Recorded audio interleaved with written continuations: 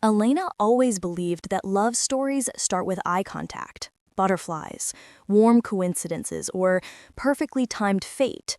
But her story began the way the universe enjoys twisting expectations for entertainment, with a rejection instead of a confession, because nothing awakens audience curiosity faster than the moment a powerful man is told no, especially a man no one usually dares to challenge. And Elena didn't just say no quietly. She said it loud enough to echo through a silent chalet of crime royalty, watching from marble corridors draped in elegance and ambition, rather than mercy, because mafia worlds don't whisper when dominance is introduced. Dominance is acoustics heavier than chandeliers glittering overhead. It was the annual charity masquerade gala, hosted by the most feared yet respected family in the city, the kind of family whose name carried more insurance than political contracts or legal systems could ever enforce independently either. Masked attendees drifting through grand hall floors polished enough to reflect identities even when identities were hidden behind silk, gemstone masks, dark suits, velvet gloves dripping charisma but not cruelty explicitly. And there he stood, Adrian Moretti, the unchallenged mafia heir with posture straight enough to look like a crown installed invisibly on his skull at birth itself, midnight black suit tailored perfectly, jaw sharp but calm, eyes calculating not like someone scanning danger, but like someone scanning valuable territory, the territory his father had once ruled before transferring empire appetite to his eldest son not gently, but ceremonially through strategy, murder, penalties, payments, and survival architecture alone. But Elena didn't belong here, not on the guest list, not even in her own plans that evening. She worked for a small floral design company hired to decorate the gala, her role invisible, replaceable, aesthetic rather than influential, hair tied loosely as she balanced centerpieces of white roses, orchids, baby breath flowers, assembled into luxury statements that she personally believed were metaphors for peace rather than death negotiations or hierarchy claims the Moretti family probably practiced relationally too thoroughly either. Unaware that roses symbolize romance in civilian worlds and dominance warnings in mafia empires instead. And then it happened. A waiter's tray collapsed, glass shattering like a domino chain of disasters too polite to announce blood, yet loud enough for fates and engagements to derail future intentions regardless. Elena instinctively darting forward to help stabilize it, her hand accidentally brushing against Adrian's. The first contact between two storylines that were not meant to cross according to business categories or weddings spun strategically by Moretti elders politically too warmly or coldly, depending on interest access. And Adrian looked at her, not the casual way a powerful man glances at civilians, but the way mafia heirs look when something unpredictable interrupts a narrative that was supposed to behave according to protocol, not poetry either. And Elena's breath caught, not from attraction, but from the shock of being looked at directly by someone whose eyes usually speak dominance more fluently than mercy invitations ever do. "You're bleeding," Adrian said quietly. Elena looked down. A shard had grazed her palm, thin crimson line betraying innocence rather than unsanctioned witness statements too direct to punish legally either. But Adrian reached for her hand gently, grabbing a handkerchief from his pocket instinctively. Because in his world, lenses capture narratives faster than rescue or lie detection either. "It's nothing," Elena whispered, pulling her hand away because pulling your hand away from a mafia boss is not modesty, it is rebellion. Rebellion quiet but intentional enough to look like challenge, rather than role negotiation either. And Adrian arched a brow slightly, surprised, not offended, which meant irony was noticing her, not prosecuting her at this moment. "Nothing fatal usually bleeds politely," he said low enough that the silence carried it like treaty whisper rather than courtroom declarations either. And then his father appeared behind him. Matteo Moretti, silver hair threaded like tragedies survived, stepped forward, gaze assessing Elena instantly. "This is the girl you're negotiating your narratives around?" Matteo said quietly, because Matteo Moretti doesn't shout. Empire prices are calm economics for him. She was helping the waiter. Adrian explained, voice calm but defensive enough that defense looked instinctively human, not strategic. And then Livia, his sharp-eyed little sister, who treated suspicion like aesthetic, whispered from behind, helping or selecting narrative target axis for rival leverage tomorrow anyway, too. Taking coffee cup like coffee cups were diplomacy tools, too.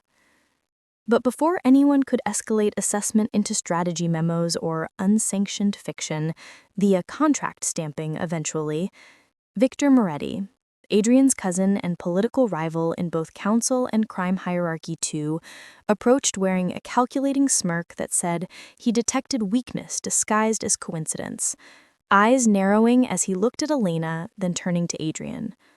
A civilian girl for your engagement optics? He mused silently, sarcasm sliding like a fishing hook dipped in velvet rather than poison, because velvet kills softness through allure sometimes too. Adrian Moretti didn't reply aggressively. He didn't have to. Mafia heirs don't roar. They straighten posture until the world roars on their behalf. But Victor wasn't done. Victor loves poking narratives until narrative tremble or bleed consequences. He leaned toward Elena slightly, voice smooth but lethal in assessment intention.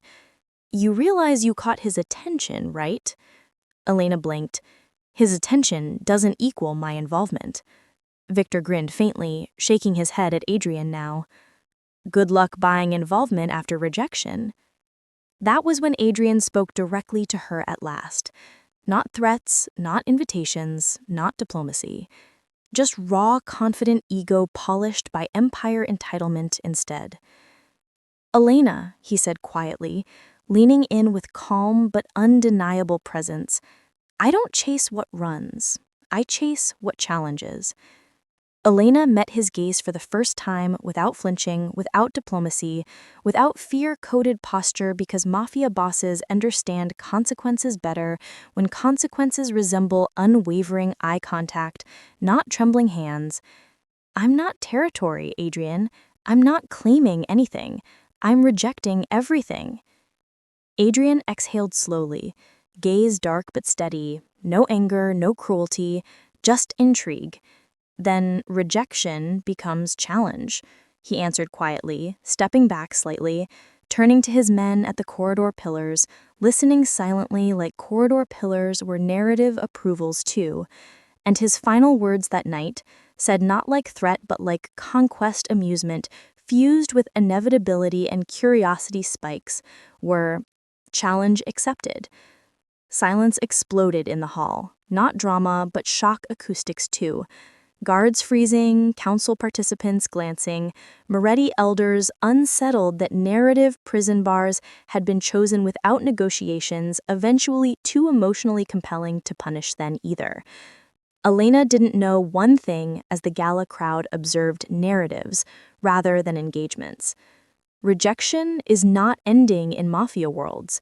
Rejection is prologue. Elena never imagined that saying no to a man like Adrian Moretti would shift the axis of her life instead of simply closing the chapter.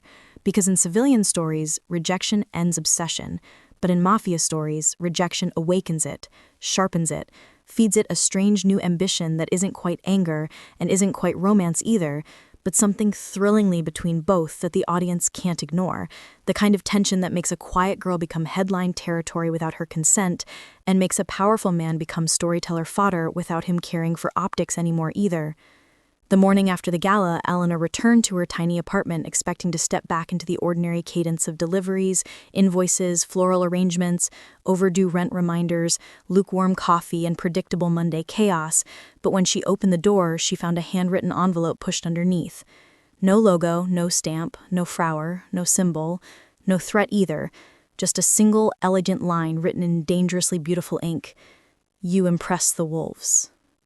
Elena frowned, heart pounding, and every storyteller instinct whispered loudly now.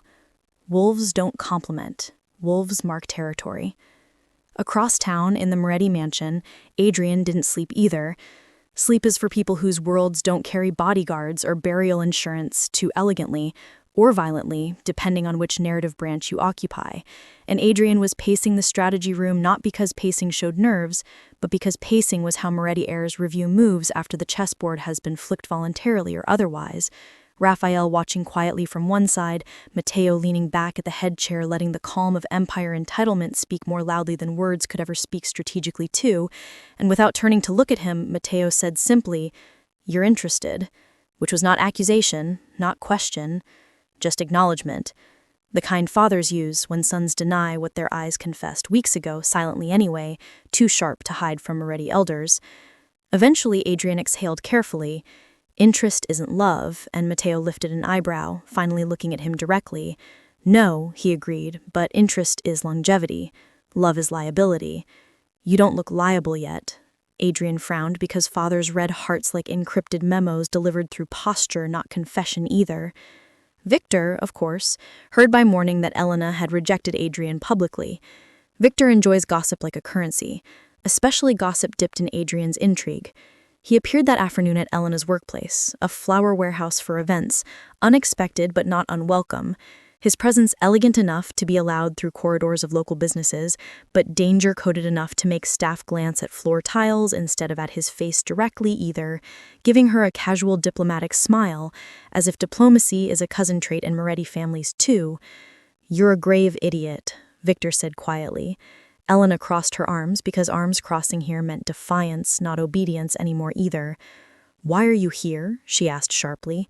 "Because Adrian isn't done constructing narratives," Victor said, leaning against a stack of flower crates like leaning against crates meant casual posture, not evaluation. "He likes challenges. You gave him one." And Elena exhaled roughly because challenges in mafia worlds don't end, they escalate, until escalation buries the civilian identity, or the heart beneath it eventually. By evening, Adrian arrived at the warehouse directly this time. Not Victor, not counsel, not diplomacy. Him.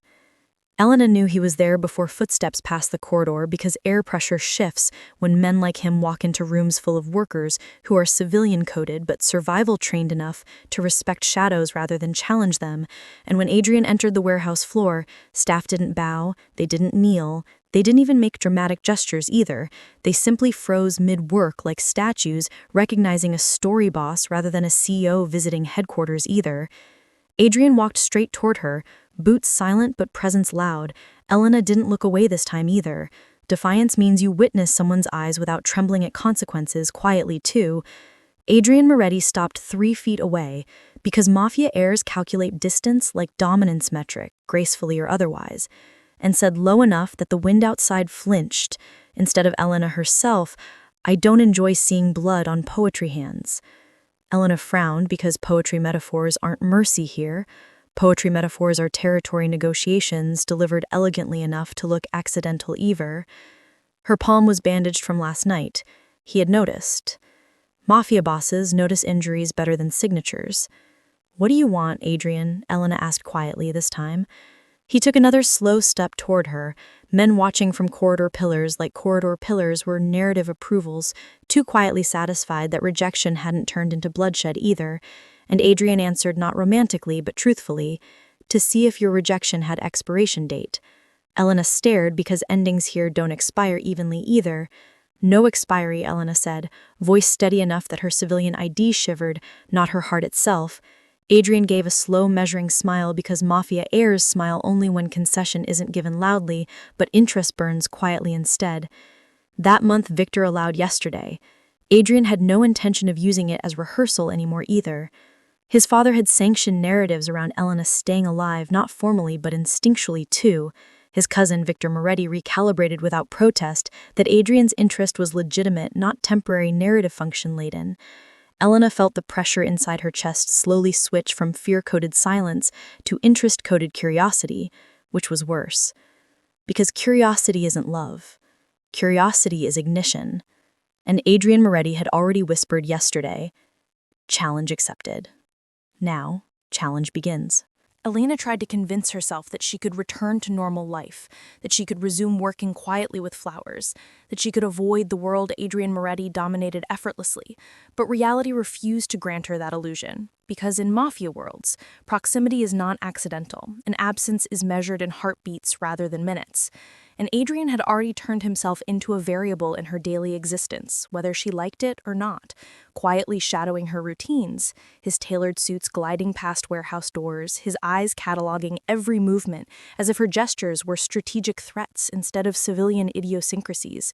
And Elena's heart, which prided itself on logic over impulse, began to misfire subtly, unpredictably, nervously, because her life had become a story authored by a man whose reputation whispered danger, and whose presence demanded attention even when silence was the only sound available to her.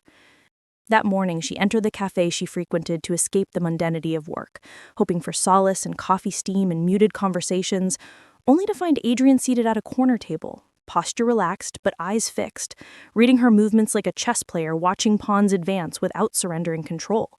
The subtle tension in the air sharper than any threat Victor could have posed from the shadows. And when their eyes met, Alina forced her calmest professional smile, tilting her head politely as if greeting a client instead of a man who had claimed narrative control over her life, with nothing more than a calm assertion and a dangerously charming gaze. "Morning," Adrian said softly, voice carrying a weight of unspoken calculations, tone neither warm nor cold but measured carefully to disarm without coddling. "Coffee?" he offered, not really offering, because in Adrian Moretti's world, even a question carries ownership of choice, and Elena folded her arms instinctively, resisting instinct that screamed compliance as a form of unconscious surrender.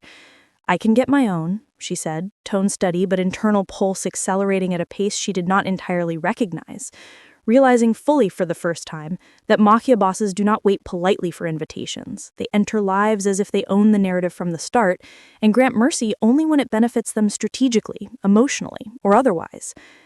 Adrian smiled faintly, a micro-expression that didn't breach charm but hinted at amusement. "I know," he said quietly, setting a glass of espresso in front of her anyway, "because dominance sometimes comes disguised as civility. Because challenge without engagement is like fire without oxygen. It cannot test limits, and he needed to see if she would burn or merely smolder politely while resisting. A game of proximity, interest, and patience that mafia heirs excel at silently, invisibly, and dangerously, teaching lessons without words, crafting attachment without confession, and Elena felt the first faint tremor of recognition. The man was no ordinary power broker, no mere protector, and no casual admirer. He was a force carefully calibrated to unsettle her defenses until she either surrendered emotionally or outmaneuvered him. By afternoon, the patterns had begun to emerge. Everywhere she went, Adrian was subtly present. At the flower warehouse loading dock, outside the council offices, even once at the bookstore she visited on a rare day off, standing in shadowed aisles with a casual stance that suggested nonchalance, but radiated vigilance. Alina grew cautious, recalibrating her movements, timing exits and entrances, expecting that her autonomy might finally hold a semblance of safety. Yet every carefully measured step was anticipated, every glance accounted for, until she understood that the man wasn't pursuing her like a predator. He was mapping her life with precision and patience, a meticulous chess master transforming everyday spaces into arenas of silent negotiation, where the rules were invisible and the stakes were measured in heartbeat and glance, rather than contract or law. The turning point arrived at the charity gala follow-up weeks later. She had been invited under pretenses of floral consultancy again, but this time, the gala was more intimate, the crowd smaller, and the tension more suffocating because Adrian had orchestrated their proximity deliberately, placing himself beside her as she adjusted centerpieces near the stage where speeches would take place, his gaze following her movements like a tide that would not recede, subtle but insistent, reminding Elena that rejection had not ended the story. It had only begun a more dangerous chapter, a chapter where her will would be tested, her resilience measured, and her heart drawn into territories of emotional risk she had not authorized. That night, as the gala lights dimmed and the last attendees departed, Adrian finally spoke in a tone low enough that only she could hear, yet carrying the weight of certainty and intent that left no space for casual dismissal. "You've made it clear you don't want this. Good. I prefer challenges." Elena felt the quiet escalation in his voice, an edge that did not threaten in the conventional sense, but threatened the emotional equilibrium she had built carefully around herself, a tension that whispered with every fiber of her body. Resistance is optional, consequences are inevitable, and the game had only begun. And as she left the gala that night, walking through the empty cobblestone streets under the soft glow of lamps that scattered shadows elegantly across her path, Elena realized she could no longer pretend that she had control over this story. Adrian Moretti had inserted himself, not by force, but by calculated presence, a silent and pervasive gravity pulling her into orbit. And she understood fully, for the first time, that saying no had not ended him, nor had it ended our story. It had merely invited a different kind of engagement, one where each step, glance, and word carried risk and intrigue, and where the line between defiance and desire blurred, leaving her heart secretly and unmistakably awake to the presence of the man who had casually declared, "Challenge accepted." Elena could feel the subtle shift in her world the moment Adrian Moretti decided that challenge wasn't enough.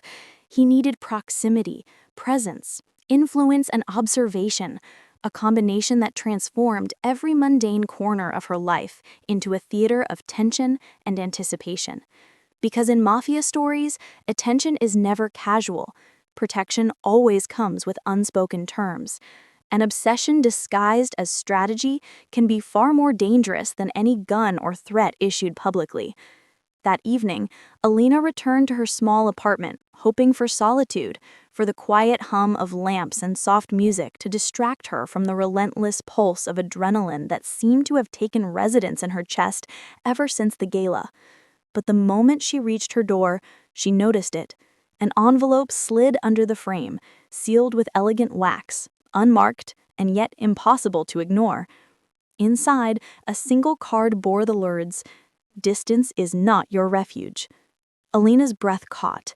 Mafia bosses rarely leave notes, and when they do, it isn't poetry, it's an assertion, a claim and a promise wrapped in consequence.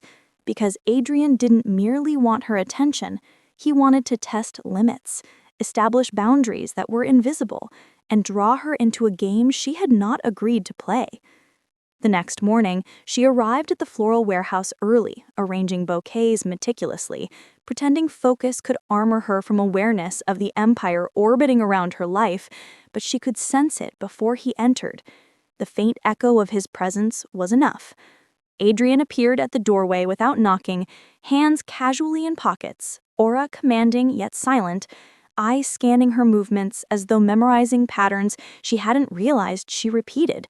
Stance relaxed but alert, boots clicking lightly against concrete, a rhythm that seemed both threatening and strangely comforting, the duality impossible to rationalize. Alina looked up, met his gaze, and for a moment the world contracted.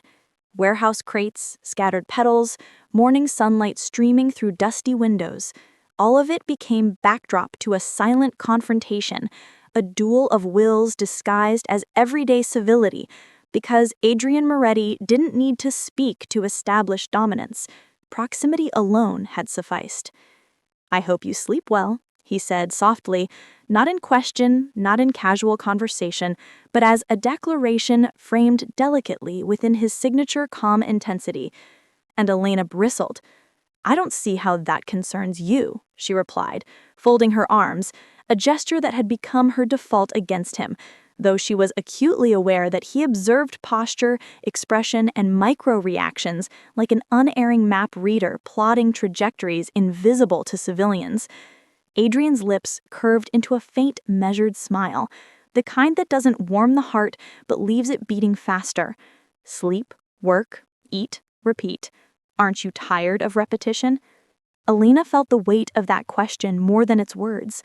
It implied choices, boundaries, and challenges she had yet to confront consciously, and she realized, reluctantly, that in every mundane routine she clung to for safety, he had already infiltrated the rhythm of her life without physical intrusion, without threat, without confession, simply by being there.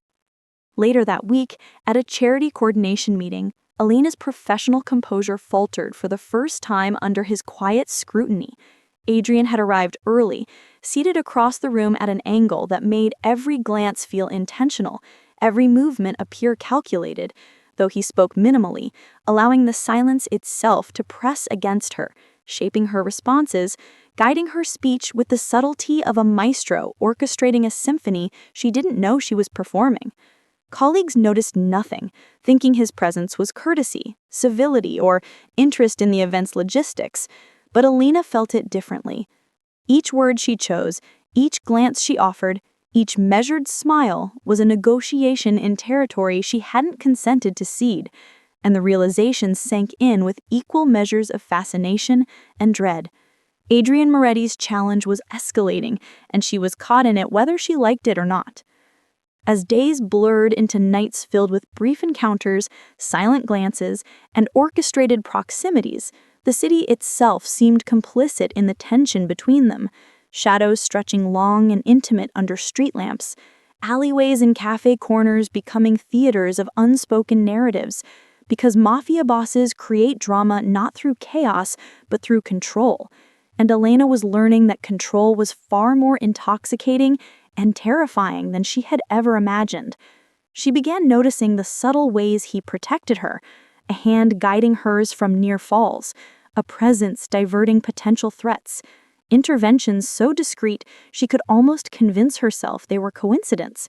Yet she also noticed how he studied her, measuring her reactions, tracking her patterns, teasing her boundaries, and she understood fully that protection in Adrian Moretti's world always came with the price of attention, compliance, and emotional investment, whether she wanted to pay it or not.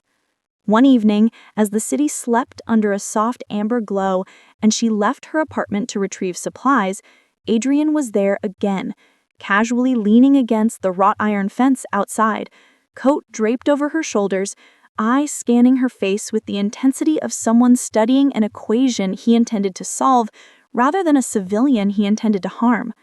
"You seem tense," he observed, and Elena, startled by both the simplicity and precision of the statement, snapped, "I don't need commentary." His response was soft, almost teasing, yet heavy with certainty. "Neither did I. Yet here we are." The air between them thrummed with energy, unspoken, unresolved, charged with a tension that neither threat nor affection could fully describe, a magnetic pull that was as dangerous as it was undeniable. And as she walked past him, the world narrowing to the space between them, Elena realized resistance had become a game of endurance, and the man she had rejected was determined not just to win, but to redefine the rules entirely, proving again that in mafia worlds, rejection is not an end. It is a provocation, an ignition, and a promise that every challenge accepted carries consequences far beyond expectation. Elena had convinced herself that keeping distance, maintaining professionalism, and staying firmly in her own space would protect her, but the universe, and Adrian Moretti, had other plans, because in mafia stories, control isn't asserted through force alone. It is woven through proximity, shared danger, and the subtle shaping of perception until the line between resistance and dependence blurs quietly but inevitably. That week, a minor threat emerged, a rival family attempting to disrupt a charity shipment she had arranged. Nothing violent, nothing overt, but enough to remind Elena that even small mistakes in her world could become catastrophes without warning. As she assessed the situation, heart pounding, adrenaline sharpening every instinct, she noticed a familiar presence at the perimeter, calm, composed, scanning threats with an attention that transcended mere observation, Adrian Moretti. His presence was at once reassuring and infuriating because protection from him came with the undeniable reality that she could never act purely independently again. And even as he deflected subtle intrusions and mitigated minor risks, she felt the weight of his voice, evaluating, measuring, claiming, even without a word. Later, as the shipment was secured and the rival interference neutralized, quietly through his network rather than open confrontation, Adrian walked beside her through the dimly lit loading area, hands casually in his pockets, but posture radiating authority, tone low and deliberate. "You handled that well," he said. Not as praise, exactly, but as acknowledgement that recognition from him carried implications far beyond ordinary approval. Elena's instinct was to deflect, to minimize, to remind herself that competence did not equal compliance or agreement. Yet the moment she looked at him, at the calm, calculating, intensely focused man who had quietly shielded her from forces she could neither predict nor control, she felt the uneasy stirrings of reliance creeping in, a paradox of fear and trust that unsettled every principle she had clung to. Because mafia protection is never neutral. It demands awareness, attention, and often emotional currency, whether one wants to pay it or not. Over the following days, an unspoken rhythm developed between them. Adrian's interventions were subtle, a hand guiding hers away from a potential fall, a quiet presence at meetings she had not expected him to attend, timely messages that were informative rather than intrusive, but carried undertones of oversight. And each gesture reinforced a single undeniable fact. He had inserted himself into her life, and she could not remove him without consequence. For safety, for survival, and now, increasingly, for the complicated, unrecognized stirrings of attraction that she had long denied. Elena rustled with a whirlwind of conflicting emotions: defiance, curiosity, irritation, admiration, and a reluctant acknowledgement that his attentiveness, though frustrating, was effective, strategic, and uncomfortably alluring, a combination that made her heart race even as her mind shouted warnings she tried to ignore. One evening, a dinner at the Moretti mansion was arranged, officially a celebration for another successful charity event. Unofficially, a carefully orchestrated scenario in which proximity, observation, and subtle negotiation of trust would take center stage. Elena arrived reluctantly, wary of the implications, aware that her every movement would be noted, every glance interpreted, but yet unable to deny the magnetic draw she felt toward the man she had rejected, the man who had already claimed more space in her consciousness than any civilian had a right to occupy. As they entered the grand dining room, chandeliers casting soft golden light over polished tables, she noticed how seamlessly Adrian moved among his guests, commanding attention without arrogance, blending dominance and charm so effortlessly it was impossible to ignore. And when their eyes met across the room, she felt again the silent message he had delivered so clearly from the start. Rejection had not deterred him. It had intrigued him, fueled him, and drawn him closer, making her awareness of his presence unavoidable and his influence undeniable. The night unfolded with a careful balance of diplomacy, conversation, and observation. Adrian remained near her, not encroaching, not threatening, merely existing as a constant gravitational force, guiding interactions subtly, protecting her from potential embarrassment, shielding her from awkward confrontations with rival attendees, and each act of guardianship, though understated, reinforced the reality that, in his world, protection is never given lightly, and proximity carries obligations invisible to ordinary eyes. Elena, recognizing both the risk and the inexplicable comfort of his presence, began to perceive the early contours of an expected alliance forming between them. She, armed with intelligence, courage, and resilience; he, armed with power, strategy, and an unwavering determination to shape outcomes. Together, they were a balance of civilian tenacity and mafia calculation, a partnership neither requested but neither could deny, because the game had changed. Their interactions were no longer merely challenge and resistance, but negotiation, adaptation, and the first subtle threads of trust beginning to weave between them. As the evening concluded, Adrian escorted her to the edge of the garden, where moonlight pooled like silver on marble, casting shadows that stretched long and intimate. He stopped beside her, close enough to be felt, distant enough to respect unspoken boundaries.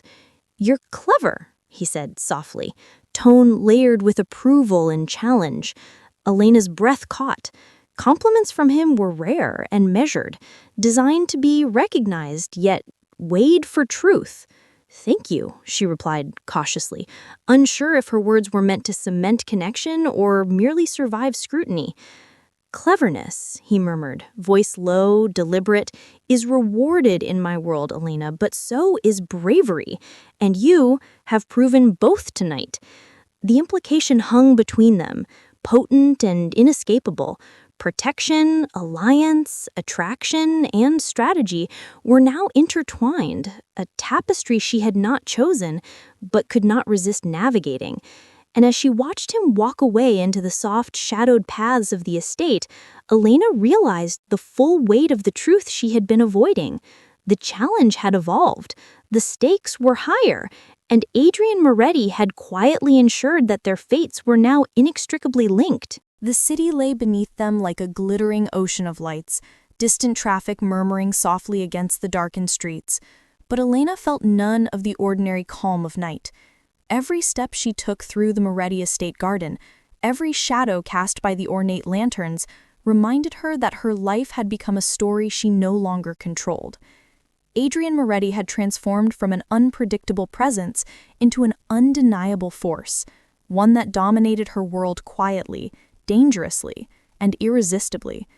That evening, after the gala of subtle provocations and whispered negotiations, Adrian approached her along the marble terrace, the faint scent of his cologne blending with the night air, carrying the weight of intent she could neither dismiss nor ignore. He stopped beside her, the space between them charged, and she realized for the first time that the challenge she had so confidently issued months ago had never been about defiance.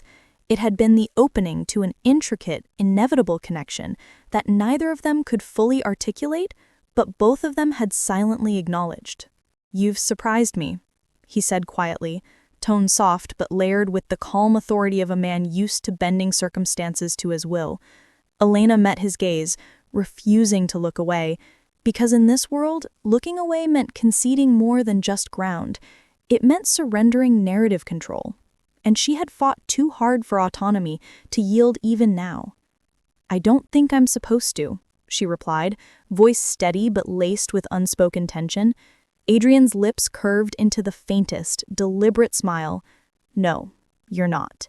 And yet somehow, you found a way to challenge me in ways I didn't expect, and I paused, measuring, weighing, the quiet intensity in his eyes saying what words could not entirely capture. "I didn't think I'd want to be challenged, but now I can't imagine not being engaged in it." Elena's heart raced, the familiar resistance mingling with an undeniable pull, a mixture of fear, exhilaration, and curiosity. Adrian extended his hand, not in dominance, not in command, but as an invitation of trust, and the air between them shifted, heavy with expectation and emotion. She hesitated, because in rejecting him before, she had only asserted independence, not prepared herself for the complicated gravity of connection that his presence demanded. But the thought of retreating, of returning to solitude, now seemed hollow compared to the intensity of proximity, the warmth of protection, and the allure of a man who respected challenge and rewarded bravery in ways the world around her could not. Slowly, cautiously, she placed her hand in his, feeling the unmistakable tension in the grip, the unspoken agreement that life, danger, and heart were intertwined from this moment forward. The next hours were a delicate dance of understanding and surrender, where words were measured, glances deliberate, and silence became a language in itself. Adrian spoke softly, explaining the risks and the choices, acknowledging her agency even as he reaffirmed his protective stance, while Elena allowed herself, for the first time, to feel the strange comfort of being under his care without feeling imprisoned. The line between fear and desire blurred, challenge and trust merged, and she recognized that the man who had insisted on claiming her attention through calculated persistence was now offering her partnership, a bond forged not by obligation, but by recognition of courage, resilience, and the mutual thrill of a connection neither had anticipated, but both had silently craved. By midnight, standing under the moonlight in the quiet garden, Elena realized that rejection had not ended the story, it had begun it. Adrian's hand still held hers, firm yet gentle, and his voice, calm and measured, carried a promise that went beyond protection or power. "Challenge accepted," he repeated, this time not as a provocation, but as a covenant, a recognition that their journey had evolved from resistance into partnership, from uncertainty into trust, from tension into the delicate, intoxicating beginnings of love.